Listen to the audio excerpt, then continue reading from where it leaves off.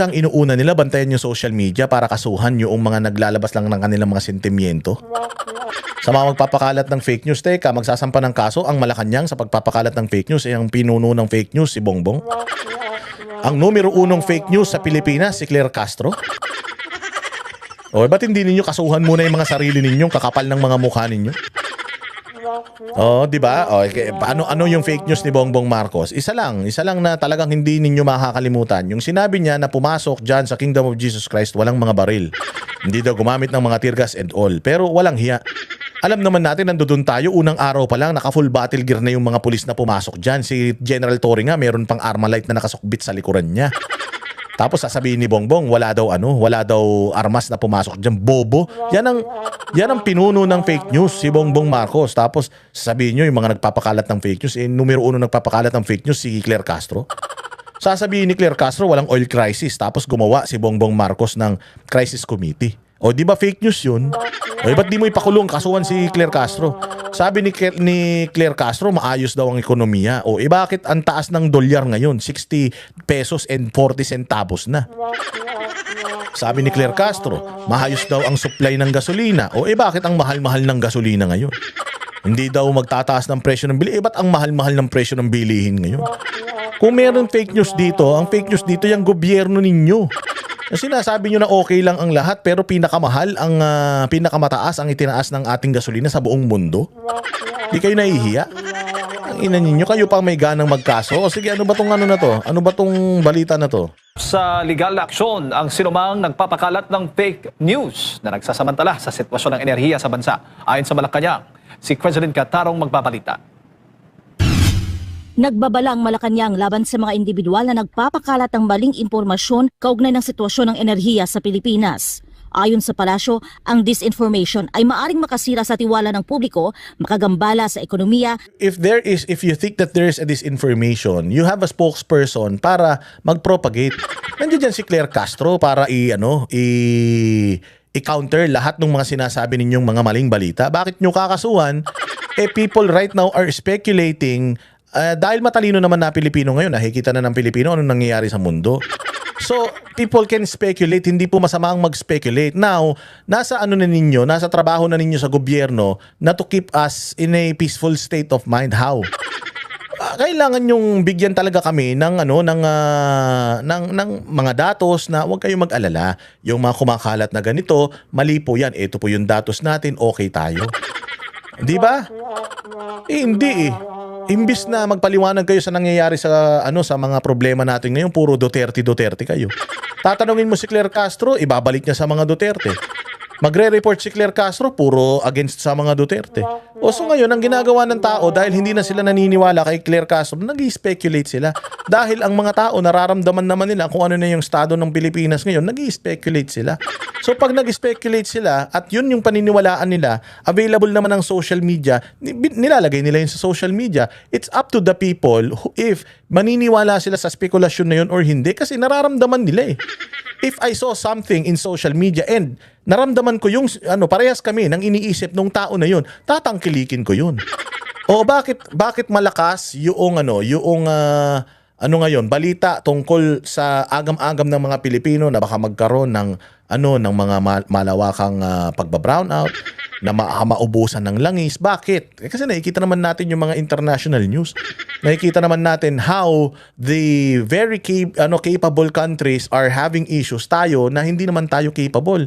We do not have a president that is capable. So, meron restlessness sa isip at puso ng mga Pilipino. At kapag may restlessness, talagang may mga kakalat na mga opinion, na mga haka-haka. And trabaho ng gobyerno na yung mga haka-haka na yan patayin by means of magpalabas kayo ng mga totoong datos. But the fact na mas malakas yung agam-agam ng Pilipino, samantalang you have all the money to propagate. Nasa inyo pa mainstream media, may mga vlogger pa kayo. Pero bakit nag-aagam-agam pa rin ng mga Pilipino? Ba't hindi naniniwala sa inyo yung mga Pilipino? Bakit mas malakas yung sinasabi ninyong disinformation sa social media? Kasi nga, mga sinungaling kayo. Yun ang pundasyon ng leadership ni Bongbong Marcos, kasinungalingan eh. So kung ano man ang sinasabi ng gobyerno ngayon, iisipin ng tao kasinungalingan, kabaliktaran. So pag sinabi ng gobyerno na maayos ang Pilipinas, pucha, isipin talaga ng tao, hindi maayos ang Pilipinas. Pag sinabi ng gobyerno na stable at sufficient yung ating enerhiya, iisipin ng tao hindi. Bakit? Sinungaling si Bongbong eh. Napakasinungaling ni Claire Castro eh. Oh, hindi ba? Tapos ngayon magagalit kayo dun sa mga naglalabasan ng mga information sa social media. It's up to the people to decide whether disinformation yun or hindi. Hindi kayo. Oo, the only thing that you need to do is to counter those you think na false information. I-counter nyo yun. Kaya nga kayo may PCO eh. Kaya nga kayo merong state-owned na mga network eh, para ilabas ninyo yung mga katotohanan sa nangyayari sa gobyerno nyo eh. Mga tanga pala kayo eh. At maging banta sa public welfare. Tiniyak naman ng administrasyon ang zero tolerance laban sa mga ganitong gawain.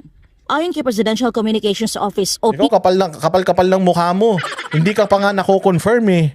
Hindi ka pa nako-confirm bilang isang PCO secretary. Hindi ka pa nako-confirm, hindi ka pa dumadaan sa Committee on Appointment kasi nga puros kayo ang ginagawa ni Bongbong, maglalagay siya ng tao puro acting PCO chief, acting DAR secretary, puro acting. Kapag acting kasi, hindi yan dadaan sa Commission on Appointment. Doon pa lang, ginagago na tayo ni Bongbong eh. O eto, confirmed na ba ito ng Committee on Appointment? Commission ng Committee on Appointment sa Senate at saka Congress? Hindi pa. Oh. So wala pa to, walang kwentang tao to. PCO Acting Secretary Dave Go Sabi na nga ni Mike Abby, kurakot kayo dyan sa PTV. Kurakot kayo dyan sa PCO. Yun nga, hindi nyo pa ma-address eh. Anong pinagmamalaki mo? Gomez haharap sa legal na aksyon ang mga mapapatunayang sangkot. Binalaan niya ang sinumang sadyang gumagawa ng kwento at nagpapakalat ng fake news. Numero unong fake news nga si Bongbong eh. Numero unong fake news nga si Claire Castro eh. Yun ang una mong kasuhan. Yung kapag fullest extent of the law. Ulul. Online na sila ay papanagutin ayon sa batas. Ipinaalala ng Acting Secretary na ang paglalathala ng maling balita ay may kaparusahang hanggang 6 na buwang pagkakakulong sa ilalim ng Article 154 ng Revised Penal Code. Dagdag pa niya, kapag ginawa ito online, maaaring dumoble ang parusa sa ilalim ng Cybercrime Prevention Act. Binigyang din ni Gomez na ang pagtatangkang So tinatakot kayo. Tinatakot nila ang mamamayang Pilipino na wag maglabas ng kanilang mga saloobin, ng mga spekulasyon. Again, freedom of expression, freedom of speech. If I think, ako, personal, na nararanasan ko yung kahirapan at sa tingin ko, mas magiging malala pa yung mga susunod na panahon, pwede kong ilabas yan. Hindi ako nagpapakalat ng hindi ako nagpapakalat ng maling impormasyon. Nasa inyo yung bola para patunayan na mali yung mga impormasyon na yan. Kasi ako bilang nagsasalita, nag-i-express ng aking nararamdaman, ang ebidensya ko is kung ano yung nararanasan ko. So kung ano yung nararanasan ko, ano naman mahihita ko. Kung sasabihin ko sa social media na hirap ako. At posible pa akong maghirap sa mga susunod na panahon dahil wala kayong mga kwenta dyan sa gobyerno. Anong masama doon? Iyon naman ang totoo. Kung sa tingin ninyo hindi totoo yun o meron kayong mga vlogger na binabayaran sa inyo pa mainstream media, araw-araw nagpapa-presscon pa yan si Claire Castro, o di sumagot siya ng mainam, sumagot siya ng katotohanan para wala tayong problema at kayo magdidemanda, puro kayo demanda. Ang ina ninyo. Gaw ang publiko tungkol sa seguridad ng enerhiya, supply o presyo ay ituturing na seryosong paglabag. Mantakin mo, magagalit kayo tungkol sa presyo. Magkano na presyo ng diesel ngayon?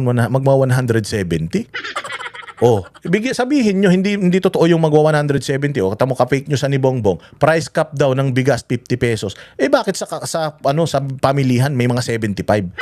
May 80 pesos ang kilo ng bigas. Meron mga 90 pesos ang kilo ng bigas. Akala ko ba may price cap? Oh, dapat liwanagin ninyo yung price cap na yan. Oo, para lang sa NFA rice yan, hindi sangkot yung ibang mga bigas, ganun. Eh kayo ang fake news tapos magagalit kayo sa mga tao pag nagreklamo, tatawagin yung mga fake news. Gago kayo eh.